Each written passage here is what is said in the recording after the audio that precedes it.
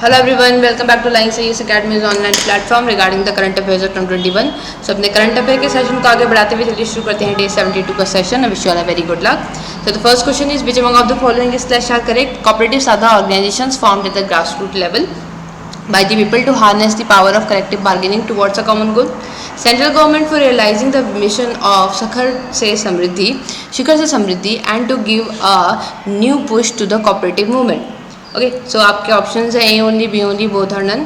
Basically जो पहला statement है बोल रहा है कि कोऑपरेटिव्स का मतलब ये होता है कि वो ऑर्गेनाइजेशंस होती हैं जो कि ग्रास रूट लेवल पे काम करती हैं और collective bargaining towards a common goal. दूसरा ये कोऑपरेटिव सोसाइटीज़ की ही बात कर रहा है कि सेंट्रल गवर्नमेंट ने क्यों इसका बारे में सोचा है, क्योंकि वो एक जो विजन है शिखर से समृद्धि वाला उसके लिए काम करना चाहती है. आंसर होगा इसका बोथ, विच मीन्स आपके दोनों स्टेटमेंट सही हैं. सो आपने द हिंदू में ये बहुत बड़ा आपने ऐड देखा होगा जहाँ पे आपके जो आपके हमारे जो यूनियन होम मिनिस्टर है ये ही आपके अब जो होंगे आपके कोऑपरेटिव मिनिस्ट्री जो नई बनी है इसके मिनिस्टर भी होंगे. ओके सो कोऑपरेटिव मिनिस्ट्री क्यों बन रही है इंपॉर्टेंट है तो इसके लिए ये देखा होगा आपने पीआईबी में शिखर से समृद्धि to provide a separate administrative and legal policy framework. इससे पहले तो क्या होता था आपकी जो कोऑपरेटिव्स थी ये मिनिस्ट्री ऑफ एग्रीकल्चर के अंदर आती थी. ओके बट अब क्या कर दिया गया है, इसे एक अलग नई मिनिस्ट्री बना दिया गया है.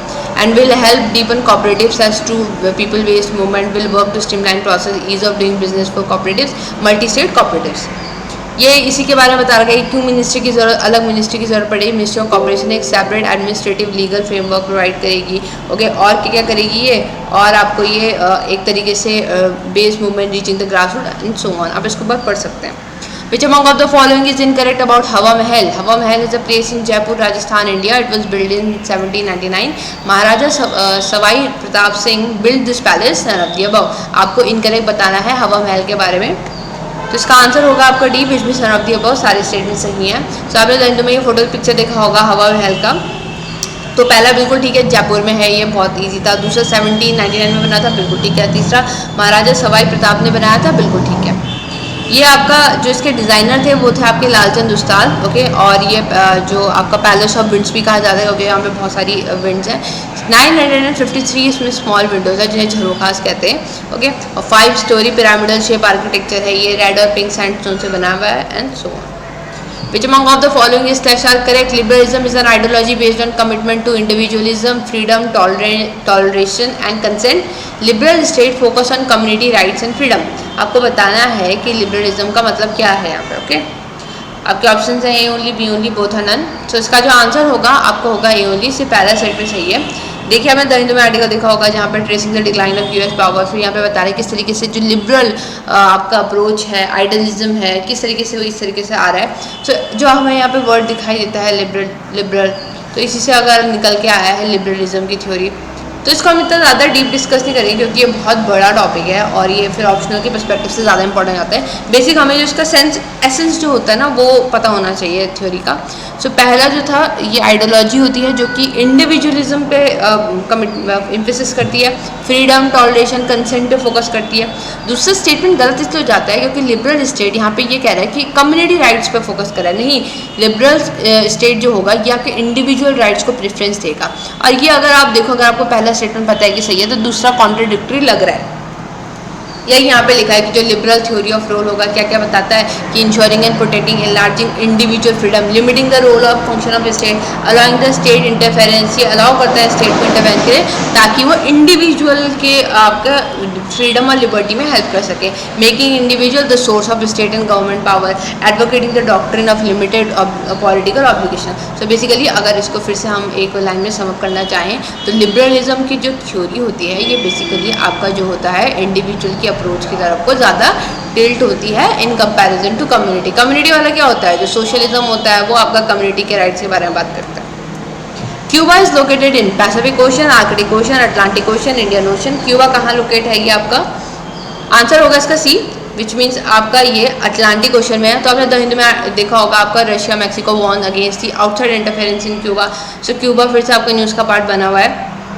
ये देखिए सो ये है आपका क्यूबा, ये हमें दिख रहा है अटलांटिक ओशन का जो एरिया यहाँ पे पड़ता है, ये कैरेबियन सी आपको यहाँ पे देखने को मिल रहा है ये। ओके, सो ये आपको जो सेंट्रल अमेरिका है वहाँ का पार्ट हो जाता है। ये आपका हवाना यहाँ पे दिख रहा है आपको। बाकी इसके आसपास देख सकते हैं आप, बहामास हो गया, डोमिनिशियन रिपब्लिक। डोमिनिशियन रिपब्लिक आपने सुना होगा क्योंकि मेहुल चौकसी जो कि फ्यूजिटिव ऑफेंडर जो कि डिक्लेयर करे गए थे, उस वजह से फिर ये न्यूज़ का पार्ट था, हमने करंट अफेयर में भी डिस्कस किया था। जमैका हो गया, हॉन्डुरस हो गया, निकारागुआ हो गया, मैक्सिको यहाँ पे देखने को मिल रहा है। Consider the following statement with respect to National Ayush Mission. It is a centrally sponsored scheme launched recently, launched to promote Ayush medical system through cost-effective Ayush services. This scheme is under the Ministry of Health. आपको बताना है सही 1 only, 2 only, 1, 3 only, 1 and 3 only. आपको सही statement बताना है यहाँ पे। आंसर होगा इसका बी, विच मीन्स आपका सिर्फ सेकेंड स्टेटमेंट सही है। तो पहला गलत हो जाता है, सेंट्रली स्पॉन्सर्ड स्कीम तो सही है ये, बट ये रिसेंटली लॉन्च नहीं हुई, ये पुरानी स्कीम है, आपको 2014 के अराउंड लॉन्च हो रखी है। दूसरा स्टेटमेंट बिल्कुल ठीक है। तीसरा स्टेटमेंट गलत हो जाता है, ये आपको मिनिस्ट्री ऑफ हेल्थ के अंदर नहीं आता है। इसके लिए अलग से ही आपका आयुष मंत्रालय जो है ना, उसके अंदर आपको ये आता है ये। सो आपके लिए ये फिर गलत हो जाता है। With which of the following nation Spin Boldak is associated? Iran, Pakistan, Afghanistan, Iraq. इसका जो आंसर होगा आपका होगा सी, अफगानिस्तान। सो स्पाइन बॉल्डेक जो है अफगानिस्तान से रिलेट करते हैं। Which among of the following is incorrect about Viper? Viper is a mobile robot and first resource mapping mission on any other celestial body. NASA's commercial lunar payload service will be providing launch vehicle and lander for what's going on to be 100-day mission. आपको wiper के बारे में सही statement बताना है, A only, B only, both are none. सो क्या wiper एक mobile robot है और पहला ये रिसोर्स मैपिंग मिशन है। दूसरा क्या है आपका, आपको इसमें लैंडर भी है और लूनर मतलब मून पे जा रहा है ये। आंसर होगा इसका नन, क्योंकि आपको यहाँ पे इनकरेक्ट बताना था, तो दोनों स्टेटमेंट सही है। सो वाइपर जो मिशन है इसका बेसिकली मोटिव ये है कि मून के साउथ पोल को ये एक्सप्लोर करेगा, वहाँ पे लूनर रिसोर्सेज को देखेगा। ओके, और यहाँ पे फाइंडिंग इसकी आप इसकी देख सकते हैं। Which among of the following is slash are correct?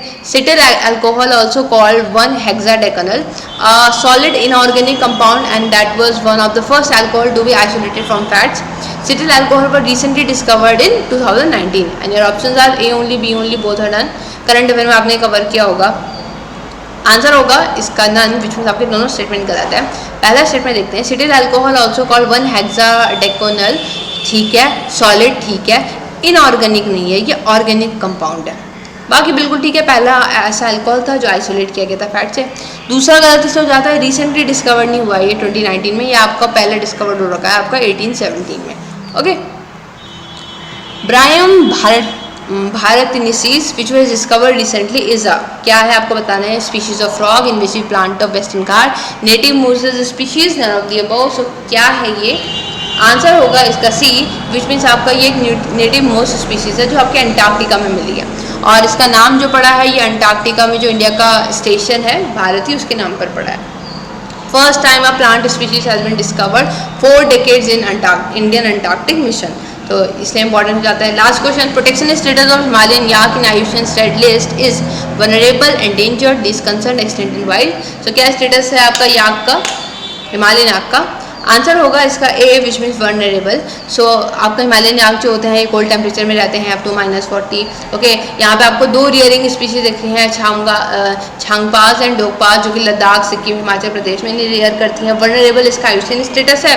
Important हो जाता है कि इनका नंबर डिक्लाइन हो रहा है, और कितनी स्पीड से, ऑलमोस्ट 24.7% की स्पीड से। सो इसलिए इंपॉर्टेंट हो जाता है। कहाँ कहाँ मिलते हैं ये आपके लद्दाख में मिलता है, जम्मू कश्मीर में मिलता है, अरुणाचल में मिलता है, सिक्किम, हिमाचल, वेस्ट बंगाल, उत्तराखंड, यहाँ सब मिलता है।